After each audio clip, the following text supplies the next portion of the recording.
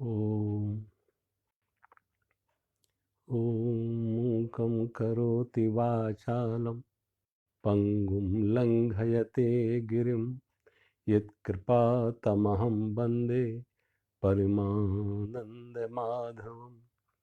गुरुर्ब्रह्मा गुरुर्विष्णु गुरुर्देव महेश्वरा, गुरु साक्षात् परं ब्रह्म तस्मै श्री गुरुवे नमः। सर्वे भवन्तु सुखिनः, सर्वे सन्तु निरामया, सर्वे भद्राणि पश्यन्तु मा कश्चित् दुःखभाग् भवेत्। कर्पूरगौरं करुणावतारं संसारसारं भुजगेन्द्रहारं सदा वसन्तं हृदयारविन्दे भवं भवानी सहितं नमामि। भवं भवानी सहितं।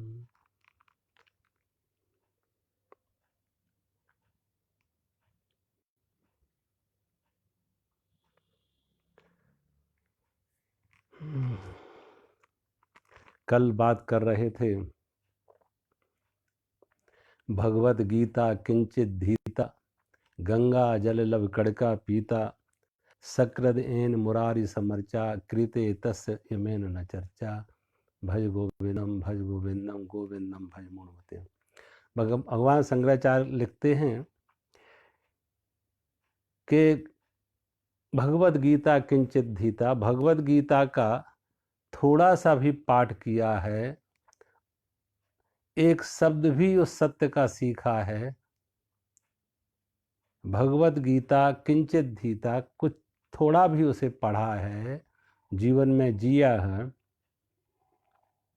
कोई भी छोटी सी छोटी बात भी जीवन में जगाने के लिए काफी है। गंगा जल लबकड़ का पीता, गंगा जल का पान किया हो,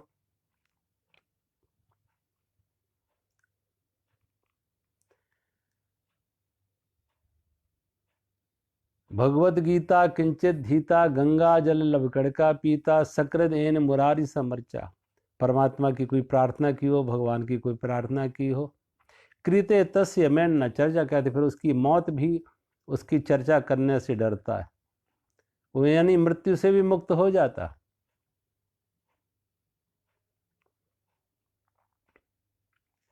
अब ऐसा व्यक्ति जो मृत्यु से मुक्त हो जाता, जिसने भगवत गीता का पाठ पढ़ा हो, जिसने गंगा का जल पिया हो, जिसने भगवान की प्रार्थना की हो,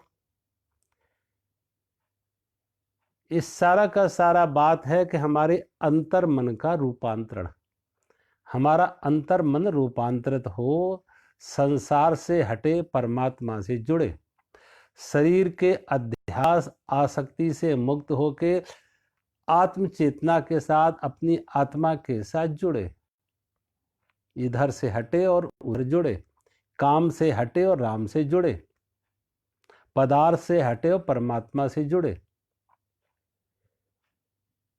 तो ऐसा व्यक्ति मुक्त हो जाता। मौत भी उसकी चर्चा नहीं करते, वो तो अमर हो जाता, वो जीवन मुक्त हो जाता, वो विदेह मुक्त हो जाता, आवागमन से मुक्त हो जाता। अगले श्लोक में भगवान शंकराचार्य लिख रहे हैं कि बार बार जन्म लेना, बार बार मृत्यु होना, बार बार माँ के उदर में जाना, और फिर संसार में आके तमाम तरह की यातनाओं से गुजरना, तमाम तरह के दुख क्लेश अशांति इनसे घिरे रहना, ये संसार बड़ा ही दुस्तर है। हे मुरारी, हे परमात्मा, इस आवागमन से मुक्त करो। पुनिरपि जननम पुनिरपि मरणम, पुनिरपि जननम पुनिरपि मरणम, पुनिरपि जठरे जननी जठरे शयनम, पुनिरपि जननम पुनिरपि मरणम, पुनिरपि जननी जठरे शयनम, यह संसारे खलु दुस्तारे, यह संसारे खल दुस्तारे, कृपया पारे पाहि मुरारे, भज गोविंदम भज गोविंदम, गोविंदम भज मूढ़मते, गोविंदम भजे मूढ़मते। पुनरप जन्नम पुनरप मरणम पुनरप जननी जठरे शयनम। बार बार जन्म होना, बार बार मृत्यु होना, बार बार माँ के उदर में जाना। यह संसार खल दुस्तारे, यह संसार बड़ा ही संसार सागर डुबाने वाला है। दुख है, क्लेश है, बंधन है। हे मुरारी, हे परमात्मा, मुझे इस आवागमन से मुक्त करो।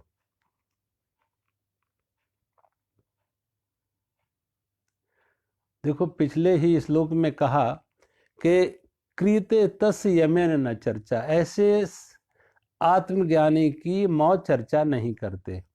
जिसने गीता का ज्ञान, यानी कोई भी ज्ञान, गीता तो एक कह दिया है, कोई भी ज्ञान, वो गीता का ज्ञान हो, वो उपनिषद का ज्ञान हो, वो वेदों का ज्ञान हो, कोई भी, ये शास्त्र इशारे हैं परमात्मा की तरफ, तो कोई भी इशारा उसकी याद दिला दे।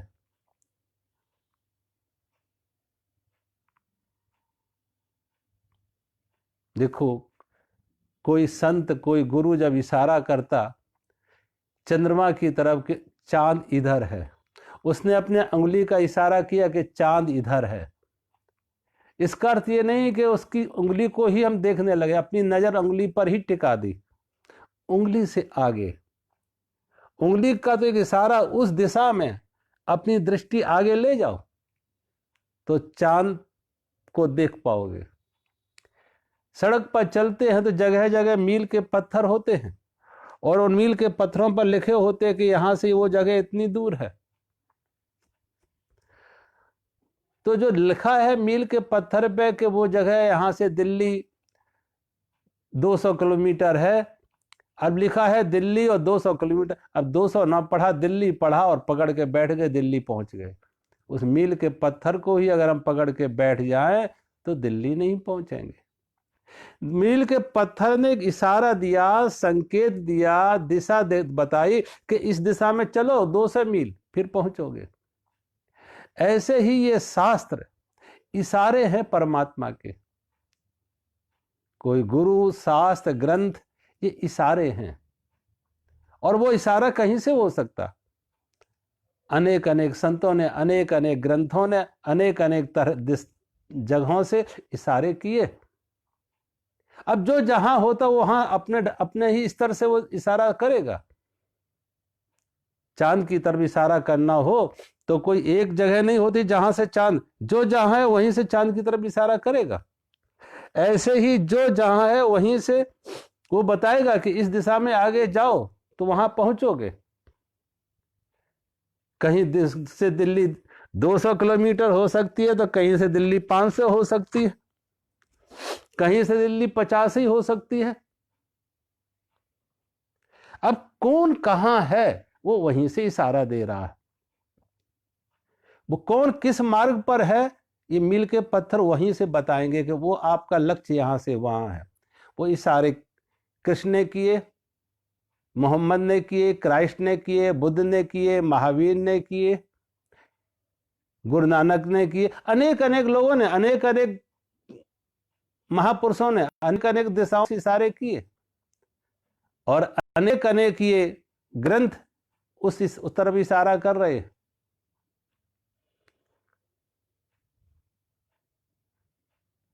जो अगर उस सत्य के इशारे को समझ लिया, पहुंच गया, वहां पहचान लिया, तो उसके लिए आवागमन से मुक्त हो गया।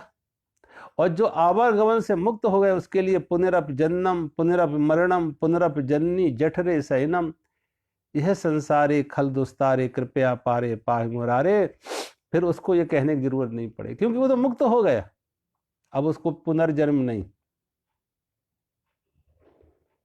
देखो, किसी जेल में कैदी होते,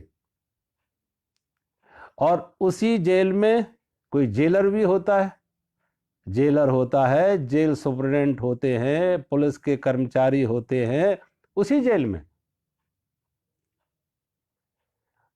अब कई कई तो अधिकारी ऐसे 5-5, 10-10 साल से वो जेलर वहां है, 15-15 साल से जेलर वहां हैं, पुलिस वाले वहां हैं, जेल के कर्मचारी वहां हैं, लेकिन उन्हें हम नहीं कहते इन्हें जेल हुआ, उन्हें जेल नहीं है, क्योंकि वो तो स्वेच्छा से जब चाहते बाहर आ जाते, जब चाहते अंदर चले जाते, और जब चाहे नौकरी छोड़ दे, घर बैठे, वो उनके हाथ में है, वो निर्णय उनके हाथ में है, चुनाव उनके हाथ में। लेकिन जो जेल में गया, जिसे कैद हुई है, जिसे सजा हुई है, ये आजादी उसके लिए नहीं है। वो ये नहीं कहेगा कि जब हम चाहें बाहर निकल जाएं। ये आजादी, ये चॉइस, ये स्वतंत्रता उसके लिए नहीं है। वो तो अगर 10 साल की सजा है तो 10 साल रहना ही पड़ेगा, 5 साल की सजा है 5 साल रहना ही पड़ेगा, और आजीवन कारावास है तो आजीवन रहना ही पड़ेगा। इसलिए उसे सजा कहा। ऐसे ही ज्ञानी भी संसार में आते हैं और अज्ञानी भी आते हैं।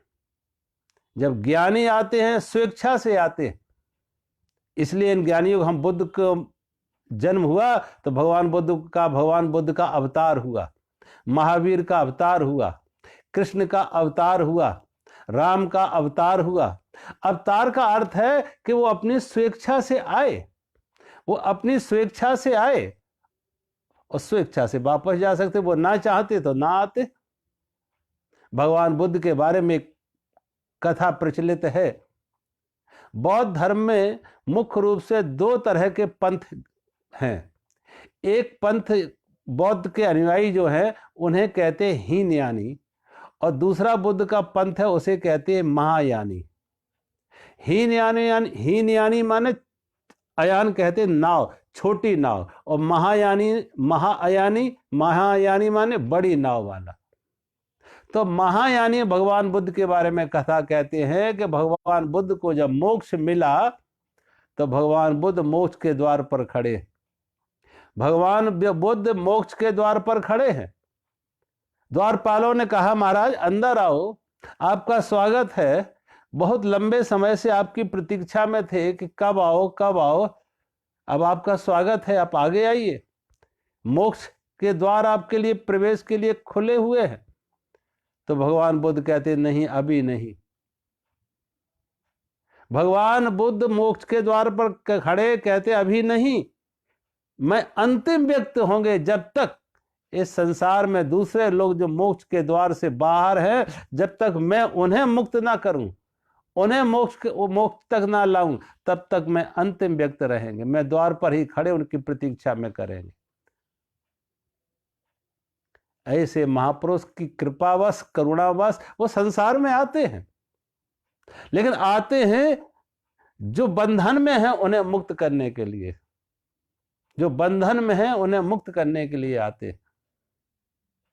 जो दुख में, क्लेश में, अशांत में, अस्पताल में आप जाइए, अस्पताल में रोगी भी है और डॉक्टर भी है, दोनों ही है वहां पे। लेकिन रोगी तो रोगग्रस्त है, व्याधिग्रस्त है, दुख में है, बीमार है, और वहां पे डॉक्टर है, वो भी उसी हॉस्पिटल में है, लेकिन वो है, वो स्वस्थ है, वो निरोग है, और वो स्वस्थ होने का इन्हें मार्ग बताएगा, इन्हें विधि बताएगा, इनकी मदद करेगा कि बीमार स्वस्थ कैसे हो जाए, रोगी निरोगी कैसे हो जाए। डॉक्टर मदद करने के लिए आते हैं अस्पताल में, रोगी को निरोगी करने के लिए, बीमार को स्वस्थ करने के लिए।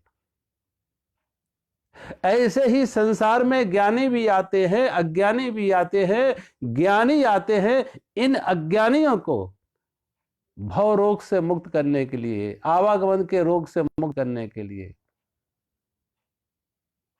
स्वस्थ करने के लिए। ये भव रोग भी एक बड़ा रोग है, इससे मुक्त करने के लिए, स्वस्थ करने के लिए संत आते हैं, महापुरुष आते हैं, ज्ञानी आते हैं, स्वेच्छा से आते हैं। और अगर वो ना आना चाहे तो नहीं भी आए, लेकिन वो स्वेच्छा से, करुणावशात, करुणा से आते हैं, प्रेम से आते हैं।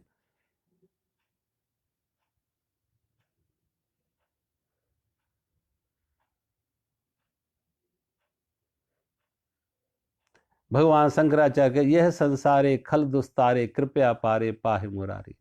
ये संसार बार बार जन्म, बार बार मौत, बार बार माँ के उदर में जाना, यह संसारे खल दुस्तारे कृपया पारे पाहि मुरारी।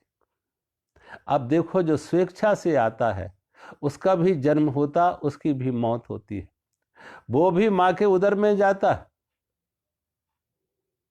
लेकिन वो स्वेच्छा से सब कुछ कर रहा है, वो स्वेच्छा से कर रहा है।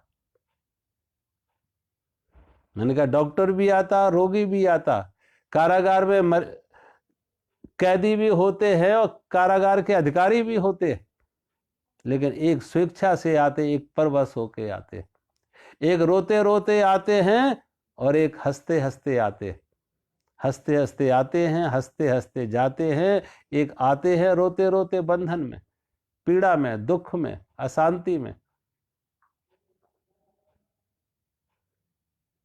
ये संसार उनके लिए दुख है जो परवश है, जो परतंत्र हैं, जो पीड़ा में हैं।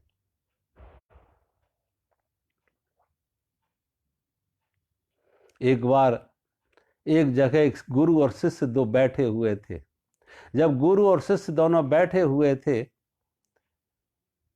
तो वहां से एक व्यक्ति गाय को रस्सी बांध के लेके जा रहा था, गाय को रस्सी बांध के लेके जा रहा था। संत ने उन दोनों को देखा और कहा, ये देखो दोनों बंधे हुए हैं, ये देखो दोनों बंधे हुए हैं। जब संत ने कहा ये दोनों बंधे हुए हैं, तो जो गाय का मालिक था वो खड़ा हो जाता और संत से कहता, महाराज दोनों कहाँ बंधे हैं? ये गाय ही तो बंधी है, मैं कहाँ बंधा हूं? गाय बंधी हुई है, मैं कहाँ बंधा हूं? संत ने कहा, अगर गाय बंधी है और तुम नहीं बंधे हो तो गाय की रस्सी छोड़ दो, खोल दो। अब देखो गाय तुम्हारे पीछे आएगी या तुम गाय के पीछे दौड़ोगे? कौन किसके पीछे भागता है? वो कहने लगा, महाराज अगर मैंने रस्सी खोल दी तो गाय तो भागेगी, हमें इसके पीछे दौड़ना पड़ेगा, हमें इसके पीछे भागना पड़ेगा।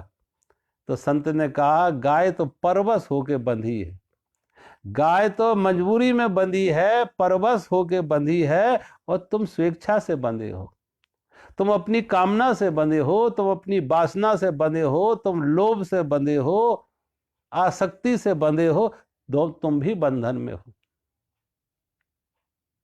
एक परवश होके बनता, एक स्वेच्छा से बनता। पशुओं को हमने पशु इसलिए कहा कि वो पास में बंधे हुए। पशु शब्द का अर्थ है जो पास से बंधा हुआ है, जो रस्सी से बंधा हुआ है, उसे हमने कहा पशु। अब पशु तो पास से बंधा हुआ है, लेकिन इंसान भी पशुवत है, क्योंकि वो अपनी कामनाओं से बंधा है, अपनी वासनाओं से बंधा है, अपनी इच्छाओं से बंधा है, लोभ से बंधा है, मोह से बंधा है, आसक्ति से वो भी बंधा हुआ है। पशु को बांधा गया परवश है, लेकिन इंसान स्वेच्छा से बंधा है, अपने लोभ से, काम से, मोह से, आसक्ति से। और भगवान शंकराचार्य उन्हीं की तरफ इशारा कर रहे हैं कि जो स्वेच्छा से बंधे हैं वो अगर ज्ञान आ जाए तो स्वेच्छा से मुक्त भी हो सकते हैं। जो स्वेच्छा से बंधे हैं, अपने ही काम से बंधे, क्रोध से बंधे, लोभ मोह से बंधे, जो स्वेच्छा से बंधे हैं, अज्ञान से बंधे हैं, आसक्ति से बंधे हैं, स्वप्न से बंधे हैं, वो जाग जाए तो उनका स्वप्न टूट जाए, मोह टूट जाए, लोभ टूट जाए, आसक्ति छूट जाए, तो मुक्त हो सकते हैं। उन्हें जगाया जा सकता, वो तो एक मोह में है, एक स्वप्न में है, एक मूर्छा में है, उन्हें जगाया जा सकता है। इसलिए भगवान शंकराचार्य इन्हें कह रहे हैं कि जो स्वेच्छा से अपने को बांध रखा है। और देखो, पशु तो कभी कभी मौका पाके मुक्त भी हो जाते हैं, लिए आदमी कभी मुक्त होता है? पशु को मालूम है कि उसके पास ये हथकड़ियां बेड़ियां हैं, जब मौका मिलता तोड़ के निकलता है। लेकिन इंसान स्वेच्छा से बंधा है, और जो स्वेच्छा से बंधा है उसने हथकड़ियां बेड़ियां को हथकड़ियां बेड़ियां नहीं समझा, उसने उसे आभूषण समझा, उसे अपना श्रृंगार समझा, उसे अपनी जरूरत समझा, इसलिए उसे तोड़ने की बात सोचता ही नहीं, तोड़ने की बात कभी सोचता नहीं, उसे तो और सजाता है, अच्छे अच्छे शब्दों से उसे और सजाता है। वो घर को कैद नहीं कह रहा, घर को घर कह रहा है और उसको और सजा रहा है। बंधनों को, बेड़ियों को, हथकड़ियों को बंधन नहीं समझ रहा है, उसे और सजा रहा है, उसे शोभा समझ रहा है, जरूरी समझ रहा है। आप किसी गृहस्थ से पूछो, कहो संसार में है, परिवार में है, तो आसक्ति जरूरी है, लोभ जरूरी है, मोह जरूरी है, काम जरूरी है। अगर काम को, क्रोध को, लोभ को, मोह को, आसक्ति को जरूरी समझेंगे तो हम उससे मुक्त कहां होना चाहेंगे? हम कभी उससे मुक्त होने की बात सोच पाएंगे? सोचो। अगर रोग को हमने मान लिया कि रोग जरूरी है तो रोग का इलाज कहां करेंगे? रोग से स्वस्थ होने की बात कहां सोच पाएंगे? अगर हमने मान लिया कि रोग जरूरी है तो रोग से मुक्त होने का कोई उपाय नहीं होगा, फिर उस दिशा में कोई कदम नहीं उठाएंगे कि हम रोग से मुक्त हो जाए, स्वस्थ हो जाए। किसी डॉक्टर के पास नहीं जाएंगे, किसी हॉस्पिटल की खोज नहीं करेंगे। ऐसे ही जैसे हमने रोग को जरूरी मान लें, आवश्यक मान लें, तो रोग से मुक्त नहीं हो पाएंगे। अगर हमने काम को, क्रोध को, लोभ मोह को आवश्यक मान लिया, जरूरी मान लिया कि गृहस्थ के लिए जरूरी, संत महात्मा होते होंगे बिना काम क्रोध के, बिना लोभ मोह के, लेकिन हर गृहस्थ को, संसारी को काम चाहिए, क्रोध चाहिए, लोभ चाहिए, मोह चाहिए, आसक्ति चाहिए। और हमने कहा चाहिए, जरूरी है, तो उससे मुक्त होने का कभी नहीं सोच पाएंगे। वो मूर्छा हम बनाए रखेंगे सदा, वो स्वप्न टिकाए रखेंगे, उस स्वप्न से नहीं जाग पाएंगे, उस मूर्छा से नहीं जागेंगे, होश में नहीं आएंगे कभी। इसलिए भगवान शंकराचार्य उन्हीं को कह रहे हैं कि बात तुम सोचो तो जरा, पुकारो उस परमात्मा को। और मैं तो कहती, परमात्मा ने बंधन नहीं डाले, हमने स्वयं में बंधन डाले, हमने स्वयं ने बंधन डाले। अगर बंधन को बंधन मान ले तो बंधनों से मुक्त कैसे होंगे, वो भगवान मार्ग दिखाएगा और हम स्वयं मार्ग खोजेंगे। कोई किसी गुरु की कृपा हो जाए, अंतर्मुखी हम स्वयं हो जाए, तो हम उस बंधन से मुक्त हो सकते। संभावना है, क्योंकि अगर संभावना ना होती तो भगवान शंकराचार्य उसकी बात ही नहीं करते। संभावना है कि इस आवागमन से मुक्त हो जाए, इस रोग से मुक्त हो जाए, इस संसार के कारागार से मुक्त हो जाए, लेकिन कोई ऐसा मार्गदर्शक गुरु मिल जाए, ऐसा कोई वकील मिल जाए, अधिवक्ता ऐसा मिल जाए जो मेरे केस को, और मैंने कहा ये केस किसी कोर्ट में नहीं लड़ना पड़ता है, ये केस वो अधिवक्ता, वो गुरु तुम्हें खुद जगाएगा कि बंधन तुमने डाले, और तुम ही उन बंधनों से मुक्त हो पाओगे। तुम ही जब तोड़ोगे तो वो टूटेंगी, तुम मुक्त होना चाहोगे तभी मुक्त हो पाओगे। पुनरपि जननम पुनरपि मरणम पुनरपि जननी जठरे शयनम, यह संसारे खल दुस्तारे, कृपया पारे पाहि मुरारे। हे भगवान, हे इस परमात्मा, मुझे इस बंधनों से, इस आवागमन से मुक्त करो। अंदर से ऐसी प्यास बढ़ उठे, तड़प उठे मुक्त होने की, छटपटाहट आए, तो परमात्मा भी कृपा करेगा। परमात्मा भी, प्यास तो हो, वो तड़प तो हो एक अंदर से। रामकृष्ण परमहंस से किसी ने पूछा कि परमात्मा को पाने की कैसी प्यास जगे, कैसी तड़प हो। जब उनके एक शिष्य ने उनको ये पूछा तो रामकृष्ण परमहंस उसे गंगा के किनारे ले जाते स्नान करने। दोनों ने स्नान किया, शिष्य ने, गुरु ने भी स्नान किया, रामकृष्ण परमहंस ने भी स्नान किया, उस शिष्य ने भी स्नान किया। और जब उसने, शिष्य ने स्नान किया, डुबकी लगाई पानी के अंदर नदी में, तो रामकृष्ण परमहंस ने उसके सिर पर हाथ रख लिया।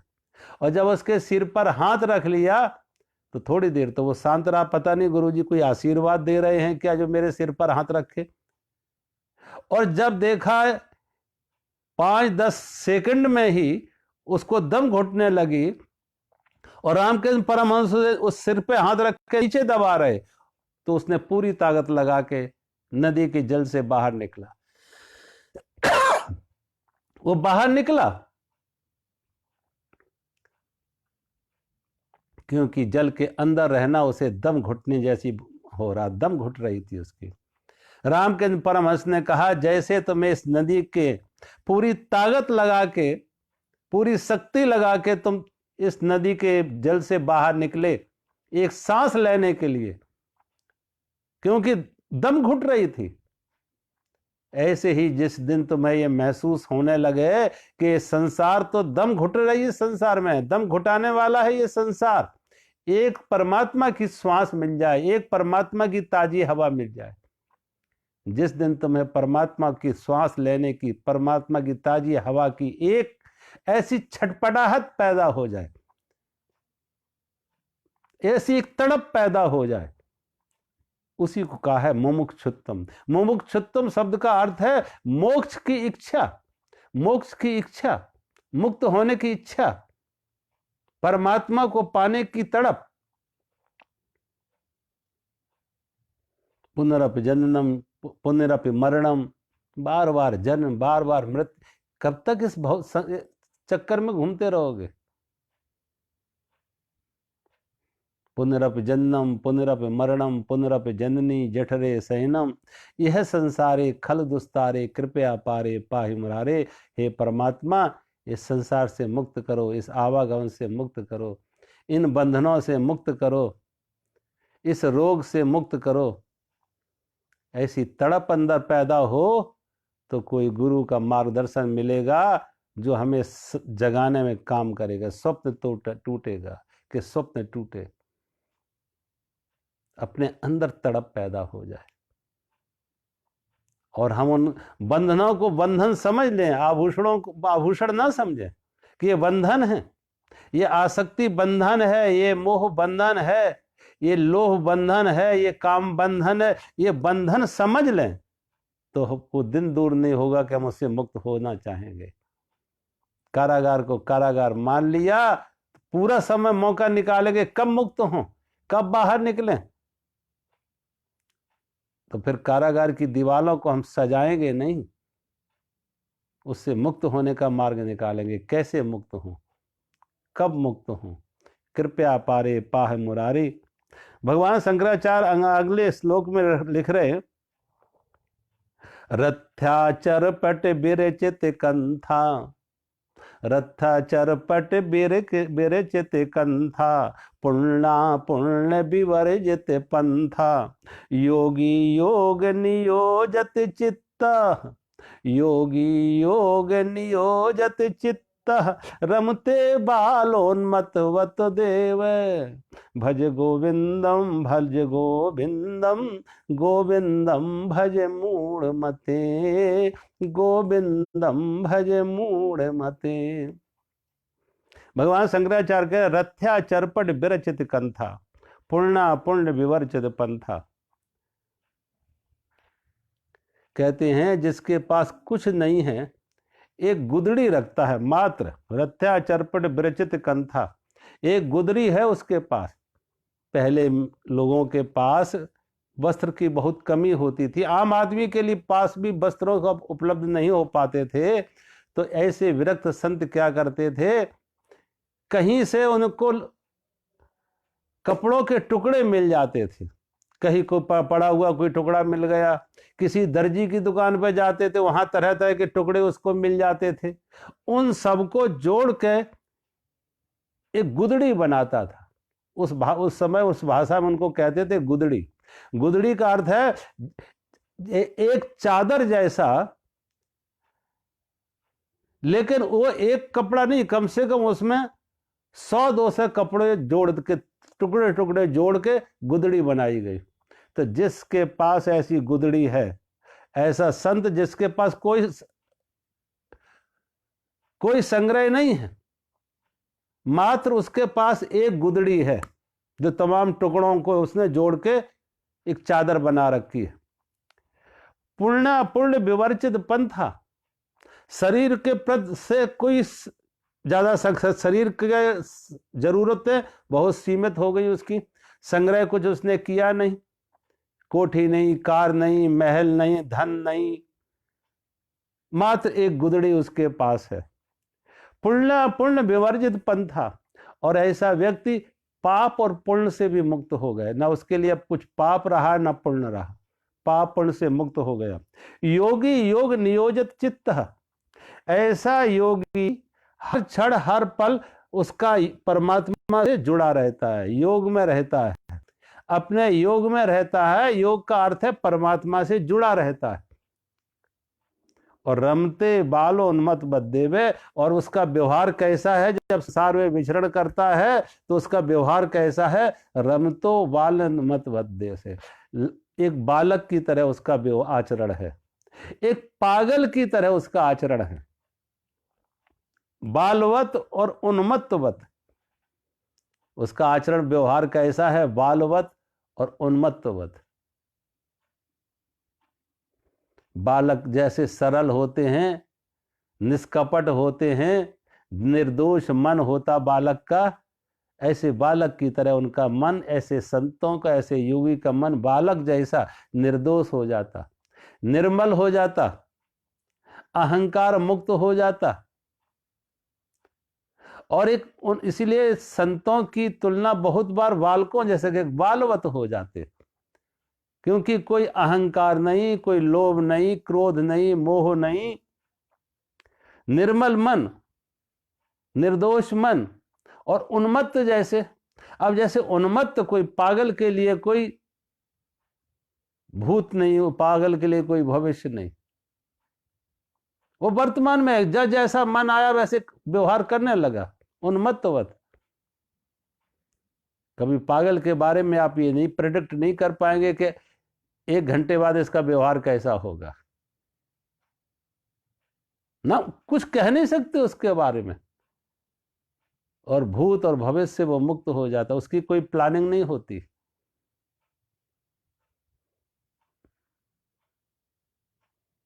ऐसे ही जो संत हैं, योगी हैं, ज्ञानी हैं, वो वर्तमान में जीते हैं, भूत और भविष्य से मुक्त हो जाते हैं, वर्तमान के क्षणों में बलवत होते हैं, उन्मत्तवत होते हैं।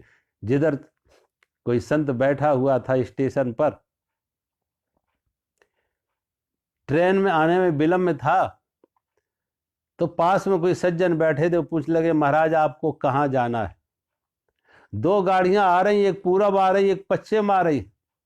2 गाड़ियां आ रही हैं, एक पूरब की तरफ जाएगी, एक पश्चिम की तरफ जाएगी, आपको कहाँ जाना है?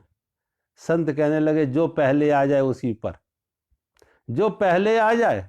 पूरब वाली आ गई तो पूरब चले जाएंगे, पश्चिम वाली पहले आ गई तो पश्चिम चले जाएंगे। अब उनके लिए कोई दिशा नहीं है, उनका कोई लक्ष्य नहीं है, उनका कोई गंतव्य नहीं कि वहां पहुंचना है, जहां चले गए। रमते उन्मत्तवत, उनको कहते उन्मत्तवत, जिधर दिल आया उधर ही चल पड़े, उधर ही रम गए।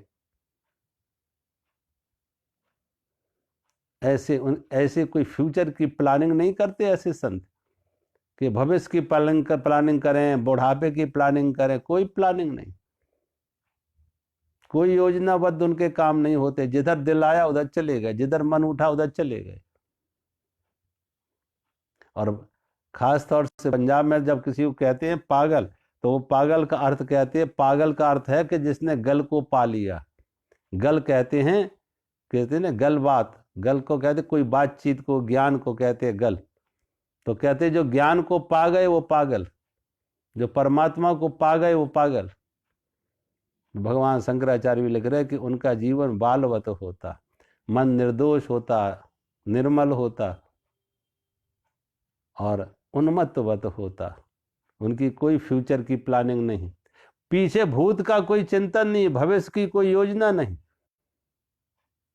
भूत और भविष्य से मुक्त होते, वर्तमान में जैसा उन्हें मन में आया वैसा व्यवहार करने लगे। और ऐसा कौन? जो वर्तमान में जीना ही योग है। योग का अर्थ है वर्तमान में जीना। कभी भी देखो, हमारे जब हम अंतर्मुखी होते हैं, अपने विचारों को हम के साक्षी बनते हैं, तो विचार ये तो भूत का होगा या भविष्य का होगा। सभी विचार दो ही तरह के होंगे, या तो भूत का या भविष्य का, या राग होगा या द्वेष होगा। कोई हर विचार में या तो राग है या द्वेष है। हमने किसी को पसंद किया, मित्र है, तो विचार आएगा। किसी से हमने द्वेष किया, शत्रु है, तो उसका विचार आएगा। अब जहां ना राग हो ना द्वेष हो, वहां विचार बनेगा नहीं। आप बाजार में जाएं और पूछे कौन कौन आपको मिले, तो आप कौन से लोगों को वही गिनाएंगे जिनके प्रति राग था या द्वेष था। राग है, मित्र है, उसकी चर्चा आप करेंगे, वो मुझे मिला रास्ते में, वो मिले। और कोई द्वेष है, किसी के प्रति शत्रुता का भाव है, तो वो उसकी चर्चा भी आप करेंगे कि मैं गया था, वो भी मुझे रास्ते में मिला। जिसके प्रति ना राग हो ना द्वेष हो, उसका विचार नहीं बनेगा, उसकी कोई स्मृति नहीं बनेगी, उसकी चित्त में कोई छाप नहीं आएगी। और सभी विचार या तो भूत के होंगे या भविष्य के होंगे। जब भी आप अंतर्मुखी होकर जरा अपने विचारों के साक्षी बनो, तो विचार ये तो भूत से जुड़ा होगा, पीछे जो जो हो गया उससे जुड़ा, या भविष्य की कल्पनाएं, ये करना है, ये करना है, ये होना है, वो कल्पनाएं। वर्तमान भूत हटा दो, भूत तो चला गया, उसे आप कुछ कर नहीं सकते, वापस ला नहीं सकते। भविष्य अभी पैदा नहीं हुआ। वर्तमान में अगर आप आ जाओ, तो वर्तमान में मन निर्विचार होता है, वर्तमान में मन मौन होता है। और वर्तमान में मन का मौन होना, निर्विचार होना, उसी को योग कहा है, उसी को ध्यान कहा है, उसी को समाधि कहा है। निर्विचार हो जाना। योगा चित्त वृत्ति निरोधा। पातंजलि योग दर्शन में लिखते हैं कि योग क्या है? योगा चित्त वृत्ति निरोधा। चित्त की वृत्तियों का निरोध हो गया, संकल्प विकल्प रुक गए और सिर्फ साक्षी चेतना ठहर गई। संकल्प चित्त वृत्ति निरोध, चित्त की वृत्तियों का निरोध, मन से मुक्त हो गया, ना कोई चित्त में वृत्ति नहीं है, कोई विचार नहीं है, मन निर्विचार है, मन मौन हो गया। उसी को योग कहा पातंजलि योग दर्शन में। जिन्हें जब योगी योग में बैठता है, तो न उसके लिए भूत होता, न भविष्य होता है, न राग न द्वेष, सबसे अपने मन को हटा के और सिर्फ वर्तमान के क्षण में होता है, निर्विचार में होता है, मौन होता है।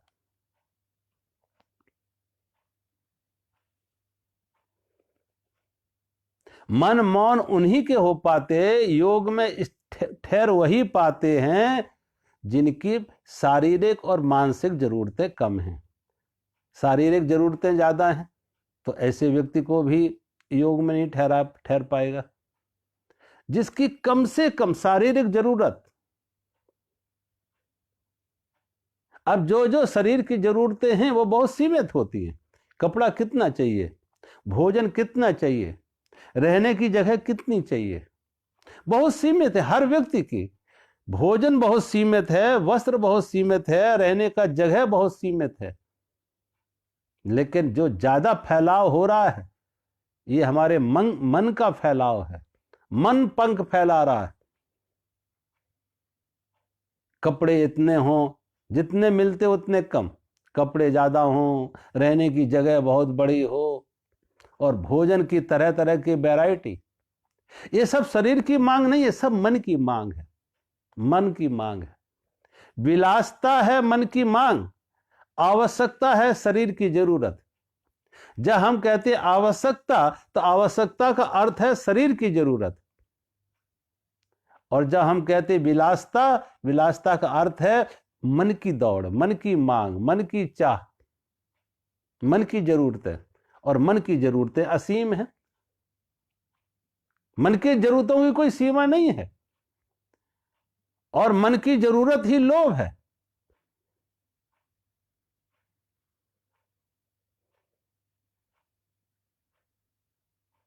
तो शरीर की जो योगी हैं, ज्ञानी हैं, साधक हैं, सिद्ध हैं, उनकी शरीर की जरूरतें बहुत सीमित होती हैं। वो अपने को संसार से, वो कहते हैं, एक योगी भी खाता है और एक भोगी भी खाता है। योगी खाता है जीने के लिए, योगी भोजन करता है जीने के लिए, और भोगी जीता है खाने के लिए। एक खाता है जीने के लिए, एक जीता है खाने के लिए। जो जीता है खाने के लिए वो है भोगी, और जो खाता है जीने के लिए वो है योगी। तो शरीर की जरूरतें बहुत सीमित हैं। उसके लिए कोई पाप पुण्य नहीं, क्योंकि पाप पुण्य तभी तक रहेगा जब तक ये अहंकार रहेगा, मैं रहेगा, अहंकार रहेगा। तो अहंकार ये की खुराक है पाप पुण्य। जो अहंकार मुक्त हो जाता वो पाप और पुण्य दोनों से मुक्त हो जाता। उसके लिए ना कोई पाप रहा ना कोई पुण्य रहा, उसकी कोई मांग नहीं रही, उसकी कोई अपेक्षा ना रही। अब कभी भी आप देखो, जो पाप कर रहे हैं वो भी अहंकार से कर रहे हैं।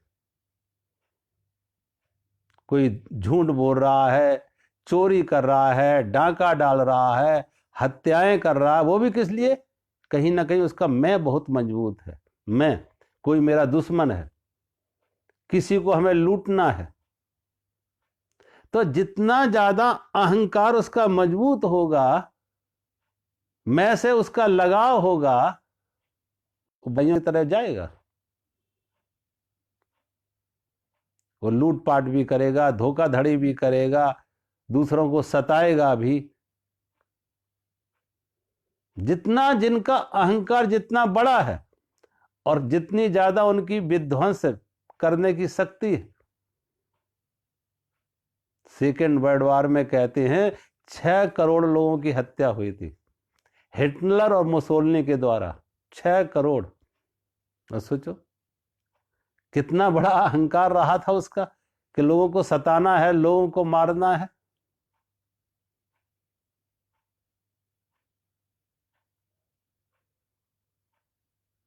जितना ज्यादा अहंकार होगा उतना ज्यादा व्यक्ति वो ज्यादा विनाशकारी होगा, विध्वंस की तरफ जाएगा। और ये दोनों ही दोनों ही बंधन है, पुण्य या पाप। कभी पुण्य भी बंधन है। तमाम लोगों को देखो गिनाएंगे, हमने ये पुण्य किया, हमने ये पुण्य किया, हमने ये किया। दोनों ही अहंकार के दो रूप हैं, दोनों ही बंधन हैं। एक इतना है कि एक जरा लोहे की हथकड़ियां हैं, एक सोने की हथकड़ियां। एक लोहे की तलवार लिए है, एक सोने की तलवार लिए है। तो अगर गला काटा ही जाए, पिछले दिनों कहते हैं किसी अरब देश के किसी राजकुमार ने कोई अपराध किया तो उसे मौत की सजा सुनाई गई। लेकिन मौत की सजा में क्या है कि उसको उसका सिर काटा जाएगा, लेकिन चूंकि राजकुमार है तो सोने की तलवार से सिर काटा जाए। क्या फर्क पड़ा? तलवार सोने की हो या लोहे की हो, सिर तो कटा, जीवन तो गया। ऐसे ही दोनों बेड़ियां हैं, दोनों हथकड़ियां हैं, दोनों बंधन है। एक सोने के हो सकते, एक लोहे के हो सकते। कभी कभी पुण्य करने वालों को भी देखो जरा, उनका अहंकार, उनकी मांग, और जिस कारण से वो कर रहे हैं अहंकार को पूर्ण तृप्त करने के लिए, उस अहंकार को ठीक से खुराक ना मिले तो बड़े दुखी भी हो जाते। तो ऐसे लोग फिर शिकायत करते, हम तो लोगों के साथ बहुत एहसान करते हैं और लोग मेरे एहसान को नहीं मानते। अब जो वो कर रहे थे वो कुछ अंदर की करुणा से नहीं कर रहे थे, अंदर के भाव या प्रेम से नहीं कर रहे, लोगों के ऊपर एहसान के रूप में, लोग मुझे, मेरे एहसान को माने, लोग मेरे गीत गाएं, लोग मेरी स्तुति करें, लोग मेरी स्तुति करें, लोग मेरे गीत गाएं, लोग मेरे बारे में चर्चा करें, मेरे पत्थर लगे, मेरे अखबारों में नाम आए, इसलिए कर रहे थे। वो भी अहंकार का एक दूसरा रूप है। पुण्य अपुण्य विवर्जित पंथा। लेकिन जो ऐसा योगी है, ज्ञानी है, उसके लिए ना कोई पुण्य रहा ना पाप रहा, क्योंकि अहंकार ही नहीं रहा, ये मैं ही नहीं रहा। निर्ममो निरहंकारा स शांति मद गच्छति। कहते हैं एक बार बोधिसत्व के पास जापान का सम्राट गया। बोधिसत्व के पास जापान का सम्राट बू गया तो बोधिसत्व से पूछा, बोधिसत्व जरा संक्षेप में बता दो कि जीवन का परम सौभाग्य क्या है। अब मैं राजा हूं, बहुत सारी हमारी जिम्मेदारियां हैं राजकाज की, इतना समय नहीं कि लंबा सत्संग आपके पास बैठ के करूं, कृपया करके मुझे संक्षेप में बता दो कि जीवन का परम सौभाग्य क्या है। जब बोधिसत्व से पूछा जीवन का परम सौभाग्य क्या है, तो बोधिसत्व ने कहा जीवन का परम सौभाग्य नंबर 1 कि तुम पैदा ना होते। जीवन का नंबर 1 का परम सौभाग्य यह है कि तुम पैदा ना होते। अब तुम पैदा तो हो चुके हो, नंबर 1 का सौभाग्य तो तुम्हारे हाथ से गया, पैदा तो हो चुके। अब नंबर 2 का परम सौभाग्य यह है कि जितनी जल्दी हो सको मृत्यु को वर्ण कर लो, मृत्यु को स्वीकार कर लो, मर जाओ।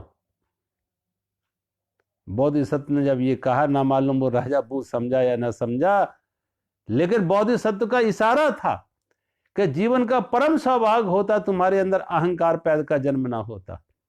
जीवन का परम सौभाग्य होता कि तुम्हारे अंदर अहंकार का जन्म ना होता। अब वो अहंकार का जन्म तो हो चुका, तो नंबर 1 का सौभाग्य तो तुम्हारे हाथ से गया। अब नंबर 2 का परम सौभाग्य यह है कि जितनी जल्दी हो सको इस अहंकार से मुक्त हो जाओ, इस मैं से मुक्त हो जाओ।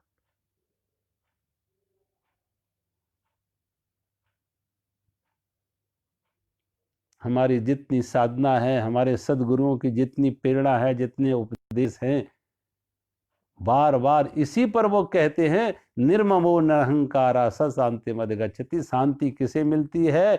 योग में कौन ठहर पाता है, अंतर्मुखी कौन हो पाता है? जो अहंकार और ममता से मुक्त हो जाए।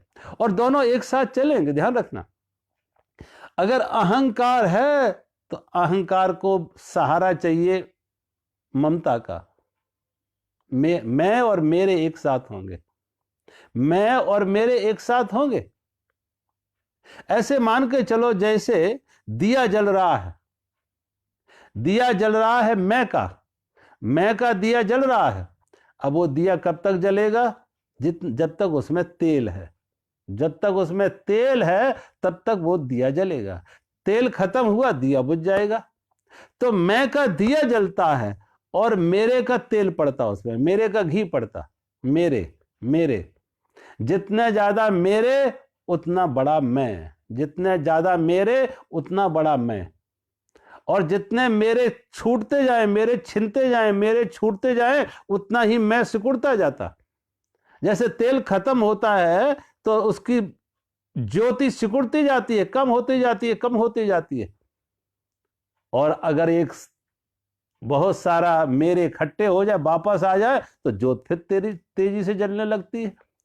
मेरे की ज्योत तभी, मैं की ज्योत तभी तक जलेगी जितने ज्यादा मेरे का घी होगा, मेरे का तेल होगा। तो दोनों एक दूसरे के अन्योन्याश्रित हैं, एक दूसरे के सहयोगी हैं। इसलिए व्यक्ति को देखो, जितना ज्यादा बड़ा मैं होगा उतना ज्यादा वो मेरे का विस्तार करेगा, मेरे का फैलाव करेगा। और फिर उसकी पहचान उस मैं की पहचान मेरे से होती है। और ऐसे व्यक्तियों को कभी मिलो तो उस अपने मेरे की चर्चा करेंगे, मेरे पास ये, मेरे पास ये, मेरे पास ये।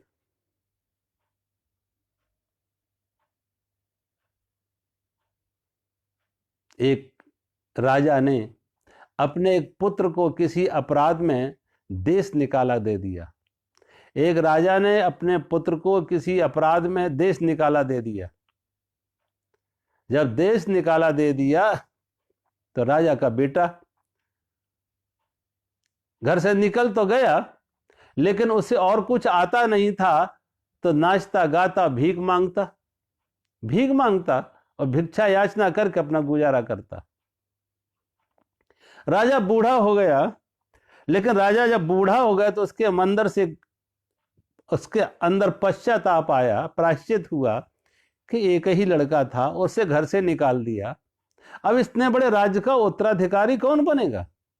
माना उसने अपराध किया था, लेकिन उसके अपराध को क्षमा किया जा सकता था, उसके गलती को सुधारा जा सकता था। मैंने भी क्रोध में आके उसको देश निकाला दे दिया। अब इस राज्य का उत्तराधिकारी कौन बनेगा? तो राजा ने अपने मंत्री को बुलाया और अपने मंत्री को बुला के कहा, जाओ मेरा पुत्र जहां भी मिले उसे समझा बुझा के वापस ले आओ और उसको कहना कि तुम्हारे पिता ने तुम्हारा अपराध क्षमा किया, तुम वापस लौटो, तुम्हारे राज तिलक की तैयारी हो रही है, तुम्हें राजा बनाने की तैयारी हो रही, वापस आओ। वो मंत्री राजा की बेटे की खोज में घर से निकला। रथ पर बैठा हुआ अनेक अनेक अनेक अनेक शहरों में घूमता फिरा, लेकिन उस मंत्री को राजा के बेटे का कोई खबर ना मिली, कोई सुराग ना मिला। जब वापस लौट रहा था, संयोग की बात, जब वापस लौट रहा था तो एक जगह दोपहर का समय धूप तप रही है और एक भिखारी सड़क पर कुछ भीख मांग रहा है। एक भिखारी सड़क पर भीख मांग रहा है। मंत्री का रथ जब भिखारी के नजदीक से निकला तो उसे लगा कि इस व्यक्ति को कभी मैंने कहीं देखा है, कुछ जानी पहचानी सूरत शकल लग रही। मंत्री का रथ जरा नजदीक आया तो भिखारी जो कपड़े पहना था वो कपड़े तो फटे हुए थे, चिथड़े थे, लेकिन उनमें भी सोने की जरी चमक रही थी, उनसे भी सोने की जरी चमक रही थी। मंत्री नजदीक पहुंचा तो उसने पहचान लिया, यही राजा का बेटा है, यही राजा का बेटा है। जब घर से निकला था तो राजसी वस्त्र पहन के निकला था, जरी लगे हुए कपड़े पहनकर निकला था। अब समय पाके कपड़े तो चिथड़े हो गए, फट गए, लेकिन वो सोने की जरी अभी भी चमक रही है। और वो भीख मांग रहा है, सड़क पर कटोरा लिए भीख मांग रहा है। राजा रथ से नीचे उतरा, राजा मंत्री ने रथ रोका, मंत्री रथ से नीचे उतरा और जो भिखारी था उस भिखारी को जाके प्रणाम किया। भिखारी ने भी उस बालक ने भी पहचान लिया कि मेरे राज्य का मंत्री है, और मंत्री ने भी पहचान लिया कि यही राजा का लड़का, यही राजकुमार। मंत्री ने उसको कहा कि तुम्हारे पिता ने तुम्हारे अपराध को क्षमा किया है और तुम वापस लौटो, तुम्हें राजा बनाने की सारी तैयारी हो चुकी है। एक क्षण तक जो भिखारी था लोगों के सामने भिक्षा पात्र फैला रहा था, गिड़गिड़ा रहा था एक एक पैसे के लिए। जैसे मंत्री ने कहा कि तुम वापस लौटो, तुम्हारे पिता ने तुम्हारा अपराध क्षमा किया, तुम्हें राजा बनाया जाएगा, उसके भिक्षा पात्र में जो सिक्के थे वो भिक्षा पात्र सड़क पर फेंक देता, वो भिक्षा पात्र सड़क पर फेंक देता, वो सिक्के सड़क पर बिखर जाते और वो आके रथ पे बैठ जाता और मंत्री को कहता, जाओ मेरे भोजन, मेरे वस्त्रों की स्नान की व्यवस्था करो, मेरे वस्त्रों की स्नान की व्यवस्था करो। जैसे लोगों को पूछा, समझ आई, लोगों ने देखा, लोगों को खबर मिली कि ये तो राजा का बेटा है, राजकुमार, और ये अब राजा होने वाला है। जिनके सामने वो अभी तक भिक्षा पात्र फैला रहा था और जो पीठ फेर के निकल रहे थे, उसके भिखारी के सामने से कहीं भिक्षा पात्र सामने ना कर दे, पीठ फेर के निकल रहे थे, वही सब एकत्रित हो जाते और सब जय जयकार बोल रहे हैं, राजा साहब की जय हो, राजा साहब की जय हो। अब उसकी नजर लोगों पर नहीं, उसकी नजर आकाश की तरफ है, उस राजा के बेटे की नजर आकाश की तरफ है, वो लोगों पर उसकी नजर नहीं। जिसका अहंकार टिमटिमा रहा था, सारा मेरे छिन गए थे, सारे मेरे छिन गए थे, अपना अधिकार छिना, परिवार छिना, राज्य छिना, सब कुछ छिन चुका था, महल छिने, भिखारी बन गया। उसका अहंकार टिमटिमा रहा था, बुझ रहा था, लग रहा कि अब बुझा तब बुझा, और एक साथ उसके मेरे वापस आ गए। तो जो अहंकार का दिया बुझ रहा था वो एक साथ बहुत सारा घी तेल इकट्ठा आ गया, वो तेजी से जलने लगा। वो तेजी से जलने लगे, सारे मेरे वापस आ गए, मेरा अधिकार वापस आया, मेरा महल वापस आया, मेरे माता पिता वापस आए, अब मैं राजा बनने जा रहा। उसका अहंकार का दिया तेज जलने लगा, सारे मेरे इकट्ठे आ गए, मैं और मेरे दोनों एक साथ रहेंगे। अकेला मैं लंगड़ा है, उस लंगड़े मैं को खड़ा करने के लिए कोई वैसाखी चाहिए, मैं के दिए को जलने के लिए मेरे का तेल चाहिए। इसलिए लोगों देखो अपनी पहचान बनाते हैं, अपनी कोठी दिखाएंगे, बड़ी कोठी होगी तो कोठी दिखाएंगे कि अब ये जो कोठी है इसका मैं मालिक हूं, ये बड़ी फैक्ट्री है इसका मैं मालिक हूं। अपनी कोई कार विशेष उन्होंने खरीदी है, कोई मर्सिडीज खरीदी है, कोई BMW खरीदी है, कोई ऑडी खरीदी है, तो दिखाएंगे। तुम्हारी नजर नहीं हो, तुम्हारा ध्यान नहीं भी हो कि ये स्पेशल कार है, मर्सिडीज है, तो वो बताएंगे, घुमा फिरा के बताएंगे ये मर्सिडीज कार है, ये BMW है। क्यों? इसलिए बताते हैं कि जितनी बड़ी कार उतना बड़ा मैं, जितना बड़ा कोठी उतना बड़ा मैं, जितना बड़ा उनका कारोबार उतना बड़ा मैं। इस मैं को, अहंकार को बनाए रखने के लिए मेरे का घी चाहिए, मेरे का विस्तार चाहिए, मेरे का फैलाव चाहिए। और जब कोई मैं से मुक्त होता है तो मेरे से मुक्त हो जाता, मैं से मुक्त होता तो मेरे से भी मुक्त हो जाता। और जब मैं और मेरे से मुक्त हो जाता तो उसके लिए ना कोई पाप रहा ना पुण्य रहा, क्योंकि ये पाप और पुण्य ये अहंकार की खुराक है, ये दोनों अहंकार की खुराक है। भगवान शंकराचार्य कर लिख रहे कि ऐसा व्यक्ति पुण्य पुण्य विवर्जित पंथा, पुण्य और पाप से मुक्त हो जाता, ना उसके लिए पुण्य रहा ना कोई पाप। और ऐसे व्यक्ति से पाप होता ही नहीं, पाप होगा ही नहीं। सोचो भाई, पाप आदमी क्यों करता है? लाभ पाने के लिए, हानि से बचने के लिए, सुख पाने के लिए, दुख से बचने के लिए। तो जब लाभ पाने की कामना है, सुख पाने की कामना है, धन पाने की कामना है, तो अब धन कैसे भी आए। धन की कामना है तो कैसे भी धन आए, पाप से आए, पुण्य से आए, झूठ से आए, प्रपंच से आए। पद पाना है, पद पाने की कामना है, तो अब पद पाने के लिए कुछ भी आदमी प्रयास करेगा। शुभ साधन हो तो उसके जीवन में पाप कैसे होगा? पाप होने का कोई कारण नहीं बनता। पाप तो तभी बनते हैं जब कामना हो, कोई मांग हो, कोई चाह हो, लोभ हो। अब काम रहा नहीं, मांग रही नहीं, चाह रही नहीं, पाप होंगे कैसे? और उसका जीवन तो ऐसे है जैसे सहज हो जाता, जैसे फूल खिलता और सुगंधी से भर जाता। फूल का खिलना और फ्रेग्रेंस का आना एक साथ होता है।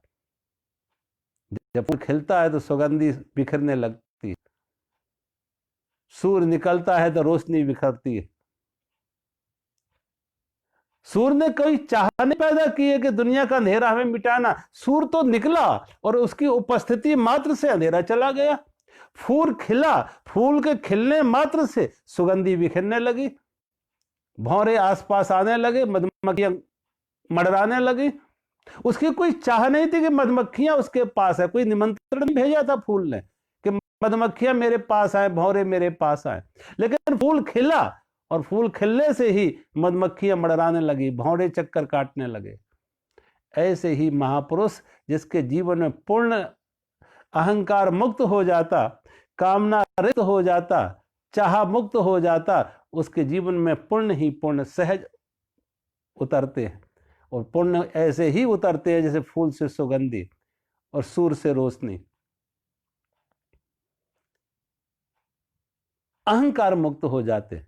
इसलिए पुण्य तो होंगे, सुगंधी तो होगी, लेकिन उसकी कोई आसक्ति पुण्य में भी नहीं है, वो सहज हो रही है, स्वाभाविक हो रही है। फूल का खिलना और सुगंधि का आना एक साथ होता है।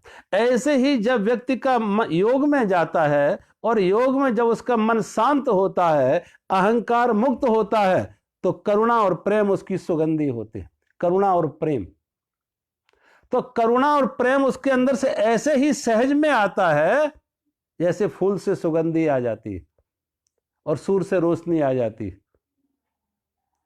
ऐसे ही ऐसे व्यक्ति के जीवन में करुणा और प्रेम उसकी फ्रेग्रेंस आ जाते हैं। और करुणा और प्रेम से तो उसके जीवन में पुण्य के काम होंगे, सेवा के काम हो जाते, परोपकार के काम हो जाते, लेकिन कर्तृत्व का अभिमान नहीं उसने कि मैंने किया नहीं, हुआ हमसे। फूल को अहंकार नहीं कि मैंने लोगों को सुगंधी दी है, सूर्य को अहंकार नहीं कि मैंने लोगों को रोशनी दी है, वो तो स्वभाव से हुआ, उसका स्वभाव ही ऐसा है। नदी को ये एहसास नहीं है कि मैं लोगों की प्यास बुझा रही, नदी को ये एहसास नहीं है। वृक्षों को ये एहसास नहीं होता कि मैं लोगों को भोजन दे रहे, फल दे रहे। वृक्ष कबहु न फल वके, नदी न संचय नीर, परमारथ के कारण साधुन धरा शरीर। वृक्ष कबहु न फल वके, वृक्ष अपने फल खुद नहीं खाते और नदियां अपना जल खुद नहीं पीती। दूसरों की प्यास बुझाने के लिए नदियों में जल है और दूसरों की भूख मिटाने के लिए वृक्षों में फल है।